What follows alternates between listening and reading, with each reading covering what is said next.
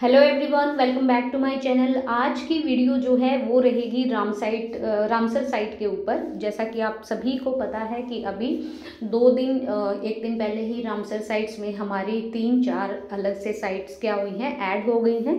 तो उन सब से संबंधित जितना भी डेटा रहेगा वो हम इस वीडियो में कवर करेंगे।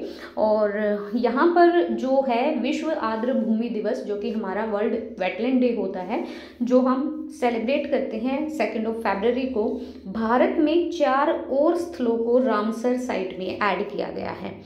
ये क्या है कि भारत के 4 नए स्थलों को रामसर साइट में ऐड किया गया है, जिससे कि अगर हम टोटल बात करें हमारे देश की तो 89 पूरी कंप्लीट रामसर साइट हो गई हैं। ये हमारे देश के 23 राज्यों और 2 केंद्र शासित प्रदेशों में विस्तारित है। वैसे हमारे 28 राज्य हैं और 8 केंद्र शासित प्रदेश हैं।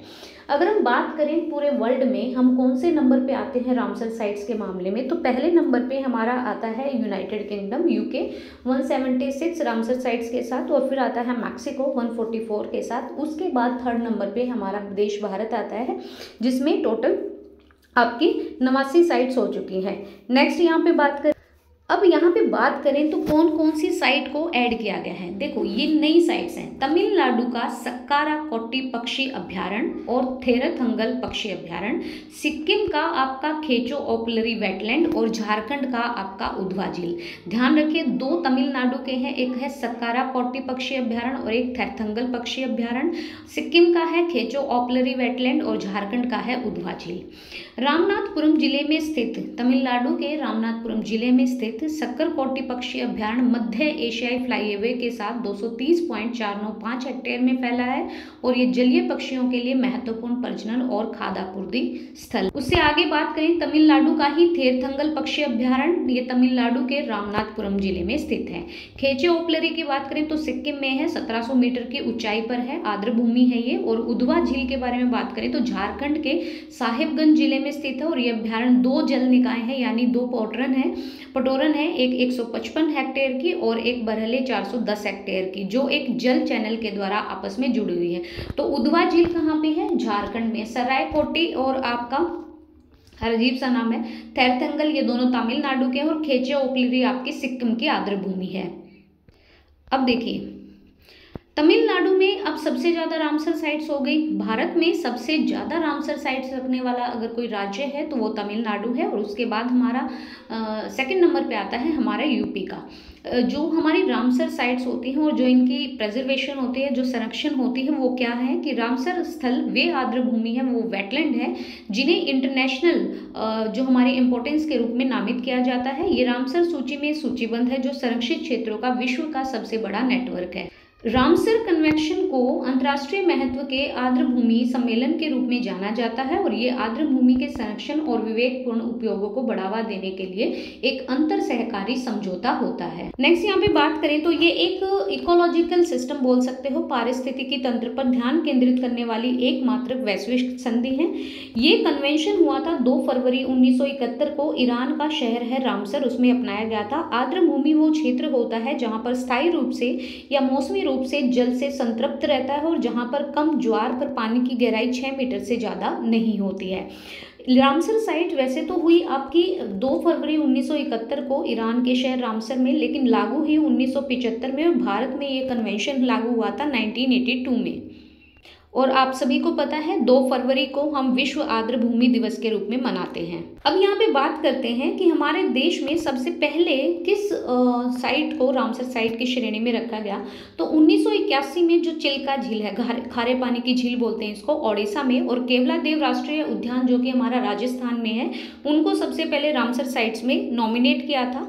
सबसे बड़ा रामसर स्थल पूछे हमारे भारत का तो सुंदरबन का डेल्टा है, जो कि हमारे वेस्ट बंगाल में है, जो कि 4230 वर्ग किलोमीटर में फैला हुआ है। और छोटे की बात करें तो रेणुका वेटलैंड है, जो कि हिमाचल प्रदेश में है, 0.2 वर्ग किलोमीटर में। ये आर्द्र भूमियां अलग अलग राष्ट्रीय कानूनों के तहत संरक्षित होती हैं, जिनमें भारतीय वन अधिनियम कब आया?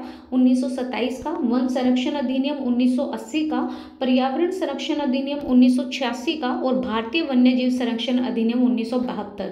तो ये अधिनियम भी याद रखना, भारतीय वन अधिनियम 1927, वन संरक्षण अधिनियम 1980, पर्यावरण संरक्षण अधिनियम 1986 और भारतीय वन्यजीव संरक्षण अधिनियम 1972, ये सारे अधिनियम शामिल होते हैं। भारत में किसी भी भूमि को या आर्द्र भूमि को रामसर स्थल घोषित करने की क्या प्रक्रिया होती है? पर्यावरण, वन और जलवायु परिवर्तन, जो कि हमारा MOEFCC, इसकी जो फुल फॉर्म है पर्यावरण, वन और जलवायु परिवर्तन मंत्रालय, आर्द्र भूमि संरक्षण के लिए एक नोडल मिनिस्ट्री के रूप में काम करता है। संबंधित राज्य सरकार जो होगी पर्यावरण, वन और जलवायु परिवर्तन मंत्रालय को एक प्रस्ताव देती है जिसमें आर्द्र भूमि को रामसर साइट घोषित करने की सिफारिश की जाती है। फिर पर्यावरण, वन और जलवायु परिवर्तन मंत्रालय द्वारा अनुमोदन के बाद प्रस्ताव पर विचार किया जाता है और रामसर सेक्रेटेरिएट या सचिवालय के समक्ष प्रस्तुत किया जाता है। उसके बाद जो रामसर सचिवालय होता है इस आवेदन की समीक्षा करेगा और ये स्थल अगर मानदंडों को पूरा करता है तो एक अंतर्राष्ट्रीय महत्व की आर्द्र भूमि की सूची में शामिल कर लिया जाता है। इसके अलावा भारत में आर्द्र भूमि संरक्षण के लिए अगर बात करें, आर्द्र भूमि संरक्षण और प्रबंधन नियम 2017 के अनुसार प्रबंधन पर ध्यान केंद्रित करने वाली केंद्रीय प्राधिकरण से राज्य निकायों तक ध्यान केंद्रित किया जाता है। भारत की आर्द्र भूमि पोर्टल, इसे पर्यावरण, वन और जलवायु परिवर्तन मंत्रालय द्वारा 2021 में लॉन्च किया गया और यह पोर्टल भारत की आर्द्र भूमि पर व्यापक जानकारी प्रदान करता है। उसके अलावा बात करें तो आर्द्र भूमि संरक्षण और प्रबंधन केंद्र, इसे वर्ष 2021 में विश्व आर्द्र भूमि दिवस के अवसर पर स्थापित किया गया और यह केंद्र आर्द्र भूमि संरक्षण में अनुसंधान, आवश्यकताएं और ज्ञान अंतराल को संबोधित करने पर केंद्रित है। नेक्स्ट अगर बात करें आर्द्र भूमि कायाकल्प कार्यक्रम की, तो वर्ष 2020 में मिनिस्ट्री के द्वारा शुरू किए गए इस कार्यक्रम का उद्देश्य पूरे भारत में 500 से ज़्यादा आर्द्र भूमियों का कायाकल्प करना है।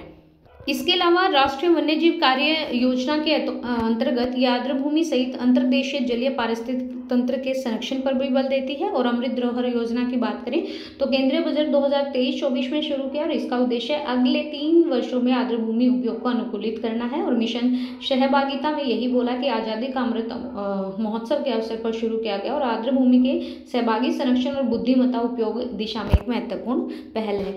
तो रामसर साइट्स के बारे में आपको अब पता होना चाहिए। विश्व में हम तीसरे नंबर पर आते हैं। पहले नंबर पर यूके है, फिर मैक्सिको है, फिर इंडिया है 89 के साथ। और इंडिया में भी बात करें तो हमारा स्टेट है तमिलनाडु और सेकंड नंबर पे यूपी में सबसे ज़्यादा है। सो ये वीडियो आपका रामसर साइट्स का, आई होप सो कि आपको वीडियो अच्छा लगे और अच्छा लगे तो please like and share and please subscribe the channel and thank you so much.